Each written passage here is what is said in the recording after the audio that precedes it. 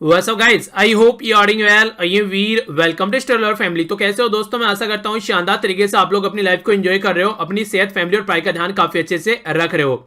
तो ये जो वीडियो है ये हर एक एग्जाम के लिए आप लोगों को फायदा पहुंचाने वाली है, चाहे आप लोग इंडिया के अंदर किसी भी एग्जाम की तैयारी क्यों ना कर रहे हो। यहाँ पर यूपीएससी या ईपीएफओ लिखा हुआ है, इसका मतलब ये नहीं कि बस इन्हीं एग्जाम में फायदा पहुंचाएगी। आप लोगों को ये स्टेट के जितने भी एग्जाम होते हैं उनके अंदर फायदा पहुंचाएगी, और किसी भी एग्जाम की आप लोग तैयारी कर रहे हैं ये एक अच्छा लेवल आप लोग का तैयार कर देगी, ताकि आप लोग उस एग्जाम में जाकर कंफर्टेबल फील करो। बस आप लोग एक छोटा सा काम करना है, जैसे ही स्क्रीन पर आप लोग क्वेश्चन दिखेगा, मेरे आंसर बताने से पहले एक बार खुद से उसको अटेम्प्ट कर देखिए। इससे ये होगा, अगर आप लोग उसको यहीं पर ही एक बार गलत कर लेंगे तो फिर एग्जाम में आप लोग उसको गलत नहीं करेंगे। सही होता है तो अच्छी बात है, गलत हो जाता है तो और भी अच्छी बात है। इसका मतलब ये होगा कि अब एग्जाम में आप लोग उसको याद रखोगे, क्योंकि गलती जो है नॉर्मली इंसान याद रख लेता है। तो इससे काफी अच्छा फायदा आप लोगों को देखने को मिलेगा। और इसी के साथ में वीडियो कंप्लीट होने के बाद में अपना स्कोर जरूर देखा कीजिए कि आप लोगों का स्कोर बढ़ रहा है या घट रहा है। अगर घट रहा है तो थोड़ा सा देखिए कहां पर कमी रह रही है, आप लोगों को उसके ऊपर किस तरीके से काम करना है, और बढ़ रहा है तो फिर अच्छी बात है, और अच्छे से आप लोगों को फोकस देकर आगे बढ़ना है। और वीडियो सुनने के बाद में लगेगा कि पीडीएफ आप लोगों को चाहिए तो टेलीग्राम से जाकर इसको डाउनलोड कर लीजिएगा, लिंक वीडियो के नीचे आप लोगों को इसका डिस्क्रिप्शन बॉक्स में मिल जाएगा। ओके, तो आइए आज का डिस्कशन स्टार्ट करते हैं बिना किसी देरी के। आज का फर्स्ट क्वेश्चन देखते हैं। इस क्वेश्चन में यहां पर बात की जा रही है कॉमनवेल्थ ऑफ नेशंस के बारे में। तो इसके बारे में कौन सी स्टेटमेंट करेक्ट है ये पूछा गया है। बोला गया है ये एक ऑर्गेनाइजेशन है 53 मेंबर्स की, जो कि यहां पर मोस्टली वो टेरिटरीज हैं जो कि कभी जो ब्रिटेन हुआ करता था, यानी कि एक तरीके से ब्रिटिश एम्पायर हुआ करता था, उसका पार्ट है। ये मेंबर एक दूसरे के साथ में लीगल ओब्लिगेशन के साथ में कनेक्ट हैं, यानी कि कानूनी तौर पर ये एक दूसरे के साथ में बंधे हुए हैं। नेक्स्ट बोला गया यहां पर जो ये मिलते हैं एक दूसरे के साथ में एवरी ईयर मिलते हैं, इनके हर साल मिलते हैं। और जो भी यहां पर इश्यूज हैं जो इफेक्ट करते हैं कॉमनवेल्थ या फिर वाइडर जो वर्ल्ड है उसके एंगल को ध्यान में रखते हुए ये सारी चीजें यहां पर डिस्कस की जाती है। तो यहां पर एक तरीके से इसको चोगम के नाम से भी आप लोग जानते हैं, तो यहां पर इसके बारे में याद रखते हैं Commonwealth head of the government meeting. ठीक है, तो कौन सी स्टेटमेंट ट्रू है? ए में बोला गया है 1 ओनली, बी में बोला गया 2 ओनली, सी में बोला गया 3 ओनली, डी में बोला गया नन ऑफ द अबव। सही आंसर क्या है? A B C F D. सही आंसर है यहां पर इसका ए। ये इनके फर्स्ट स्टेटमेंट सही है, पर सेकंड और थर्ड स्टेटमेंट गलत है। रीजन क्या है? सेकंड स्टेटमेंट में बोला गया कि ये बंधे हुए हैं, तो ये एक दूसरे के साथ में नहीं बंधे हुए हैं। सारे इंडिपेंडेंट है, अपने हिसाब से अपनी कंट्री में सोवरन है सारी कंट्री, और अपने हिसाब से अपनी कंट्री को चला रहे हैं। यहां पर कोई इनका प्रभाव नहीं है कि कॉमनवेल्थ का बस ऐसे पार्ट है, एक तरीके से आप लोग बोल सकते हैं कि हाँ बस मन है कि हाँ कॉमनवेल्थ का पार्ट बन जाते हैं, ऐसा कोई ऑब्लिगेशन इनके ऊपर नहीं है। एवरी 2 ईयर यहां पर ये इनकी मीटिंग होने को देखती है, ऐसा नहीं है एवरी 1 ईयर नहीं है, एवरी 2 ईयर है यहां पर। तो ये स्टेटमेंट भी यहां पर गलत हो गई, तो आंसर इसका यहां पर ए हो गया।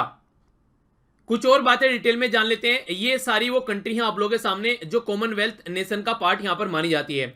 स्टार्टिंग में तो ये जो कंट्री थी ओनली वो कंट्री थी यहां पर जो कि ब्रिटिश का एम्पायर कभी हुआ करता था, पर लेकिन रिसेंटली अभी यहां पर पहले जो एक कंट्री ऐड हुई उसका नाम है मोजाम्बिक्यू। तो मोजाम्बिक्यू जिसका ब्रिटिश का कभी रूल नहीं रहा है, तो उसके द्वारा यहां पर इसको ऐड किया गया। और फिर आगे चलकर ये देख सकते हैं आप लोग मोजाम्बिक्यू, फिर आगे चलकर एक और कंट्री ऐसी बनी जो कि आप लोग बोल सकते हैं रवांडा। तो मोजाम्बिक्यू और जो रवांडा कंट्री है वो यहां पर कहीं ऐसा नहीं था कि ब्रिटेन के द्वारा उनके ऊपर रूल किया गया या फिर ब्रिटेन की कॉलोनी थी, पर वो भी आज की डेट में 2009 में यहां पर रवांडा सेकंड कंट्री ऐसी बनी। तो आज की डेट में अगर आप लोगों को स्टेटमेंट देखकर कंफ्यूज करने की कोशिश करें कि कॉमनवेल्थ में सारी वो कंट्री हैं जो कि कभी ब्रिटेन का पार्ट हुआ करती थी या ब्रिटेन के कंट्रोल में हुआ करती थी, तो वो स्टेटमेंट आप लोगों की गलत होगी, क्योंकि अभी मैंने आप लोगों को बताया कौन सी कंट्री है यहां पर, ये एक है मोजाम्बिक्यू और दूसरी कौन सी है, वो है रवांडा। आगे बढ़ता हूं। नेक्स्ट क्वेश्चन यहां पर बात कर रहा है एक प्रोजेक्ट के बारे में जिसका नाम है लूनार रिकॉनेसेंस ऑर्बिटर। तो ये LRO शॉर्ट फॉर्म में इसको बोलते हैं। इसके बारे में कौन सी स्टेटमेंट करेक्ट है?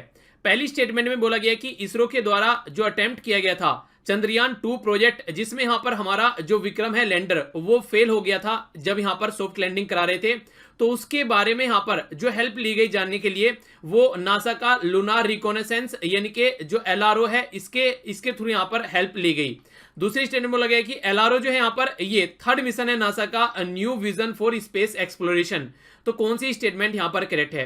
ए में बोला गया 1 ओनली, बी में बोला गया 2 ओनली, सी में बोला गया बोथ 1 एंड 2, डी में बोला गया नन ऑफ द अबव। सही आंसर क्या है? A B C F D. सही आंसर है यहां पर इसका ए। ये इनके फर्स्ट स्टेटमेंट बिल्कुल सही है यहां पर लेकिन सेकंड स्टेटमेंट गलत है। रीजन क्या है यहां पर? ये LRO जो है यहां पर ये फर्स्ट प्रोजेक्ट था नासा का जो कि new vision for space exploration के बारे में बात करता है। अगर इसके बारे में थोड़ा सा रिवीजन करें तो आप लोग इसके बारे में याद रख सकते हैं। यहाँ पर प्रोजेक्ट का नाम था पूरा यहाँ पर चंद्रयान-2। इसमें जो कंपोनेंट थे, जो मेन कंपोनेंट थे, ऑर्बिटर था यानी कि जो चांद के चारों ओर सतह में चक्कर लगा रहा है आज की डेट में भी। दूसरा यहाँ पर लैंडर था जिसका नाम था विक्रम, जो कि यहाँ पर सॉफ्ट लैंडिंग कराने वाला था पर लेकिन सॉफ्ट लैंडिंग नहीं करा पाया। ये विक्रम अगर सॉफ्ट लैंडिंग कराता तो इसके अंदर से एक रोवर निकलता, वो रोवर का नाम था प्रज्ञान, पर लेकिन प्रज्ञान भी नहीं निकला क्योंकि इसकी यहाँ पर सॉफ्ट लैंडिंग नहीं हो पाई और हार्ड लैंडिंग हो गई। अब जब सॉफ्ट लैंडिंग नहीं हो पाई, हार्ड लैंडिंग हो गई, तो उसका पता लगाने के लिए यहाँ पर नासा का एलआरओ प्रोजेक्ट यूज किया गया था कि कैसी लैंडिंग हुई और कहां पर ये है बेसिकली। तो इसके बारे में भी एक आइडिया लगा लिया गया कि बेसिकली कहां पर है, पर लेकिन हमारी सॉफ्ट लैंडिंग नहीं हो पाई, तो इसकी वजह से ये प्रोजेक्ट जो है हमारा कंप्लीटली सक्सेसफुल नहीं माना गया, पर लेकिन चांद की सतह तक हम लोग पहुंच गए थे सॉफ्ट लैंडिंग कराने के साथ साथ में। तो यहां पर इसका नाम है क्या, विक्रम, और इसका नाम है प्रज्ञान। तो ये दोनों नाम आप लोगों से पूछे जा सकते हैं। मार्क 3 जिसको बाहुबली भी बोला गया है, वो था यहां पर हमारा व्हीकल जिसके द्वारा ये प्रोजेक्ट लॉन्च किया गया था। इंपॉर्टेंट क्वेश्चन एग्जाम में पूछा जा चुका है, तो देखते हैं क्या क्या बात यहां पर की जा रही है। Executive power of union of India, ये प्राइम मिनिस्टर के अंदर वेस्टेड होती है, यानी कि जो भी काम किए जाते हैं यहाँ पर प्राइम मिनिस्टर के नाम से किए जाते हैं। प्राइम मिनिस्टर जो है यहाँ पर एक्स ऑफिसियो चेयरमैन होते हैं, जो सिविल सर्विस बोर्ड होता है उसके। तो करेक्ट स्टेटमेंट क्या है? ए में बोला गया ओनली 1, बी में बोला गया ओनली 2, सी में बोला गया बोथ 1 and 2, डी बोला गया नाइदर 1 नो 2। सही आंसर क्या है? A B C F D. सही आंसर है यहाँ पर इसका डी, यानी कि दोनों की दोनों स्टेटमेंट गलत है। रीजन क्या है? प्रेसिडेंट ऑफ इंडिया के नाम पर सारे काम किए जाते हैं। आप लोगों को याद होगा 1975 से 1977 तक हमारी कंट्री में इमरजेंसी रही, तो इंदिरा गांधी जी के द्वारा ये बोला गया कि प्रेसिडेंट के द्वारा इमरजेंसी प्रोक्लेम कर दी गई है, यानी कि इमरजेंसी लगा दी गई है प्रेसिडेंट के द्वारा, तो सारे काम प्रेसिडेंट के नाम पर यहाँ पर होते हैं। एक्स ऑफिसियो जो चेयरमैन है यहाँ पर, ये कौन होता है? ये कैबिनेट सेक्रेटरी होता है, जो कि आईएएस रैंक यहाँ पर जो ऑफिसर होता है, इनके जो आईएएस के थ्रू, इंडियन एडमिनिस्ट्रेटिव सर्विसेज के थ्रू जाते हैं, वो यहाँ पर चलकर ये पर्टिकुलर पोस्ट पर जाते हैं, और ये जो हमारी कंट्री में rule of business of government of India है उसके हिसाब से ये काम होता है। तो आंसर क्या है? आंसर डी है। आगे चलता हूं। नेक्स्ट क्वेश्चन में बात की जा रही है यहाँ पर सोल्ट लॉ के बारे में, जो नमक सत्याग्रह चलाया गया था। तो साउथ इंडिया में ये नमक सत्याग्रह किसके द्वारा फॉलो किया गया? कौन सी ऐसी पर्सनैलिटी थी जिसके द्वारा यहाँ पर जो लॉस यहाँ थे वो ब्रेक किए गए सोल्ट लॉ से रिलेटेड? ए स्टेटमेंट में बोला गया यहाँ पर ये है वी.ओ. चिदम्बरम पिल्लई, बी में बोला गया सी राजगोपालचारी, सी में बोला गया के कामराज, डी में बोला गया एनी बेसेंट। सही आंसर क्या है? A B C F D. तो जो सही आंसर है यहाँ पर इसका ये है यहाँ पर बी, यानी कि सेकंड स्टेटमेंट यहाँ पर सही है।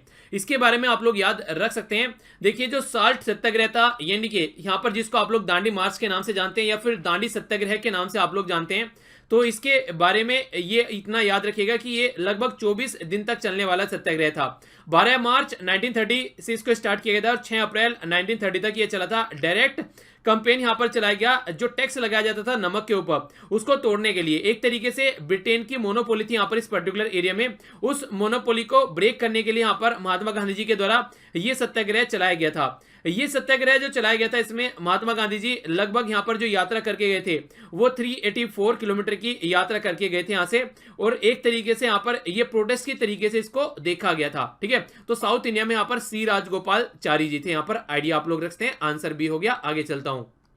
नेक्स्ट क्वेश्चन यहां पर बात कर रहे हैं ग्रीन क्लाइमेट फंड के बारे में। इसके बारे में कौन सी स्टेटमेंट करेक्ट है, ये आप लोगों से पूछा गया है। फर्स्ट स्टेटमेंट में बोला गया यहां पर ये एक तरीके से हेल्प करता है डेवलपिंग कंट्रीज को, ताकि अडेप्ट कर सके और मिटिगेट कर सके जो प्रैक्टिस है काउंटर करने के लिए क्लाइमेट चेंज को। दूसरी स्टेटमेंट बोला गया ये जो फाउंड किया गया यहां पर एक तरीके से ये किसके द्वारा, किसकी एजेस के अंदर यहां पर ये काम करता है, तो यूएनईपी यानी कि United Nation environment programme, OECD यानी कि organisation for economic cooperation and development, Asian development bank and world bank.